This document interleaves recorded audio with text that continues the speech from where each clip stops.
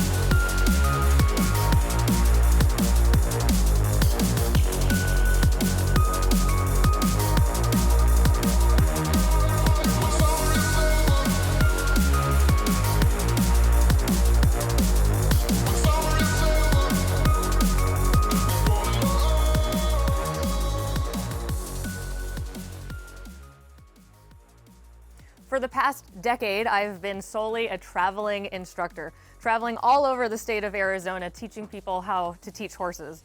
Now, I've loved every second of helping humans understand their partners. It has been time now, or it's actually been a long time coming, for me to have my own private training facility. So what is this facility for? This place is designed for the development of horses and humans into partners. Also, a prime Arizona location completely focused on learning natural horsemanship. This facility will also serve us as a production set for informational and educational video content for the Savvy Equestrian website.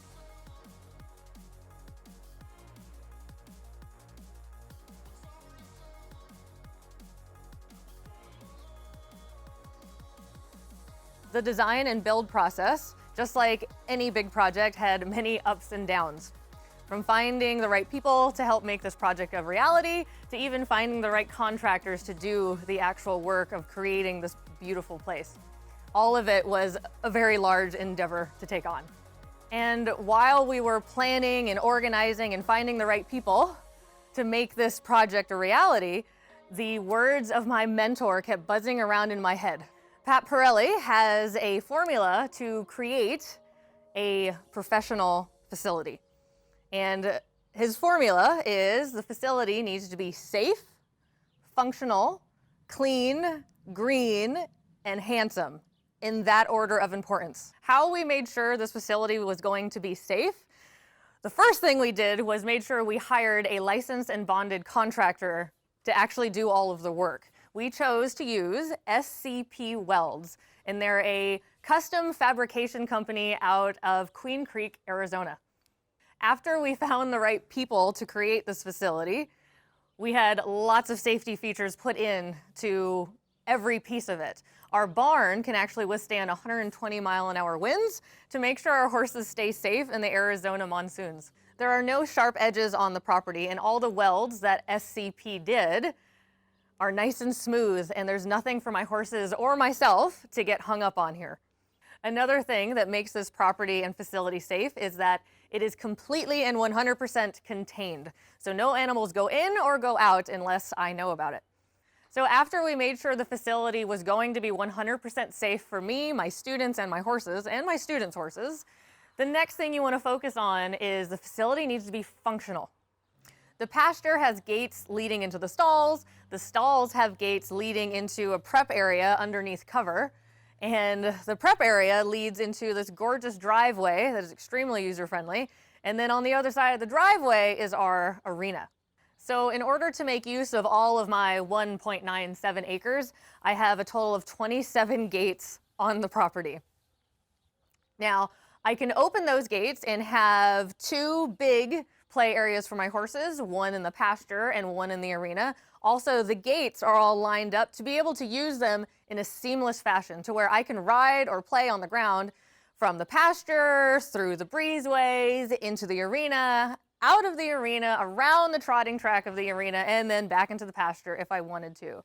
One of the secrets to utilizing a small space is making sure that the space you do have can be used for multiple purposes. Our driveway is big enough for semis to comfortably go in and out of, so it sets us up for success when we do host clinics here. When people come in and bring their big rigs, you don't have to worry about backing out if you're not very good at it. And one of my favorite features on this place is our arena, and it's not even done yet.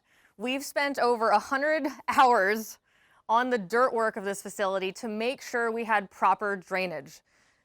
I want my facility to be able to be usable rain or shine. Not only will my facility be functional rain or shine, it also brings us to the next point of the facility needing to be clean. And what I mean by clean is everything has its place. And because we're still new to the property and the horses just got here, we're still figuring out where all those places need to be. But right now, nothing is left out in the open. Everything is neat and tidy. We don't want ropes strewn around the property for horses or humans to get hung up in. There will be a specific place for our feed and our tack and all of our other equipment for our horses. Once we made sure our facility was in fact going to be very clean and tidy, the next thing we wanted to make sure of was the facility was going to be green. And what I mean by green is that it fits in the environment that the facility is in.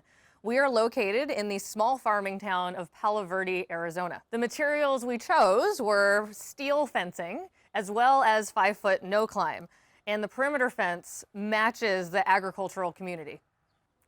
Our rustic steel pipes also match the rusticness of the Arizona desert. The R panel of our barn was also designed and picked to be a tan color to match our house. The height of the barn also allows for lots of air to blow through the breezeway, so our ponies do not get overheated in the Arizona sun. Another meaning behind a facility being green is also making sure that all of your practices are sustainable. So 2 ways that we made sure our facility was able to do that was, 1, we made sure the pitch of the property and all the dirt work that we did allowed for all of the rainfall that we have in the monsoons to drain directly into our pasture. Also, the way we're managing our manure for now, that's going to be our first layer of fertilizer for the Bermuda pasture coming soon this season. Now, the last and least important part of the formula for having a professional facility is that you want it to be handsome. And what I mean by handsome is what it looks like. Is it pleasing to the eye? So that's all our landscaping, where we're gonna put our trees, where we're gonna put our signs, maybe when we decide to have a garden out here, all of those things that don't need to be put in place for the facility to be usable, but it makes it look nice and it puts my personal flair on the facility. All of those things encompass our facility being handsome. So now that my facility is safe, functional, clean, green, and on its way to becoming handsome, our next stages of creating this place to be a training barn of my dreams is making sure our arena footing is perfect. The material that we chose for the base of our arena was 2 inches of 3/4 inch ABC, flattened out and laser leveled, also pitched 1 degree for proper drainage. So on top of that, we added a layer of 1/4 inch minus that was laser leveled as well. So the next steps are bringing in a vibratory roller to compact the base. The idea is to get that base as nearly as hard as concrete. And then once that is complete, we'll be trucking in 2 to 3 inches of concrete sand, and I'll have an amazing sandbox to be able to play with my horses in. So why put all of this effort into just arena footing? For me, I wanted to make sure that my arena would never have puddles or never not be able to be used. Many arenas that I teach out of around the valley are unusable after any sort of rainstorm here, and that's because they don't have proper drainage.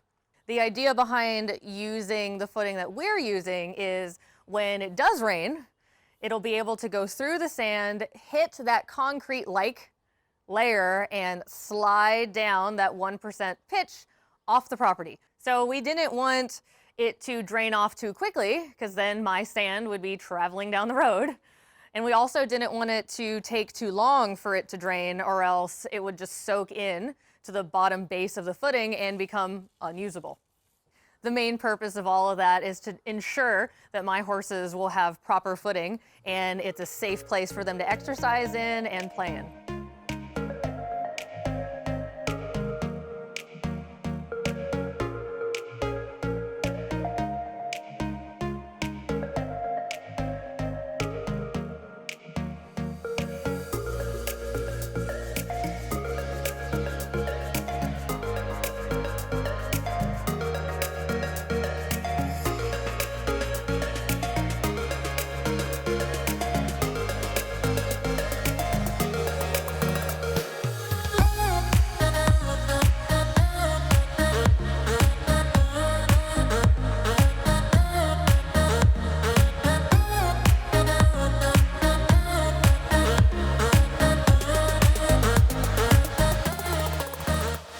Now, this project would have never happened if it wasn't for the love, support, and help from many people, and I have a lot of people to thank, and to make sure I don't leave anybody out, I'm gonna read to you our list. So our first thank you is to my future mother-in-law, Catherine Mayfield. Without her love and support, this facility would have never happened. I also want to thank her husband, the late Bart Mayfield, because without his guidance and love to his son, Chance, none of this would have ever happened. I also want to thank my parents, George and Susan Dudas, for always supporting me in my dreams, and also having a place that my horses could stay while this big project was underway. I also like to thank David and Sue Wright, Jeff Phyllis, everyone from Vanderhart Farms for the rental of all of their amazing equipment for the dirt work and a lot of their guidance to help us set this facility up for success. We want to thank Jason Hardison for his laser level, getting my arena perfect for everybody to use. We want to thank West Valley Rock for supplying all the materials for our base and all of our footing. We'd like to thank Kim Meager and all of the volunteers at Wild Horse Ranch Rescue for continuously supporting all of our dreams.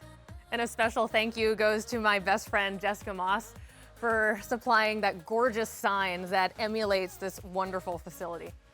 Another special person I need to thank is my right-hand woman, assistant and barn manager, Rosalind Lennox. Without her, this facility build would have been a lot more challenging. A massive thank you needs to go out to SCP Welds. Without them, this project would have never taken off the ground at all. They did everything that I asked. They completely surpassed my expectations and created this beautiful custom-built facility just for me.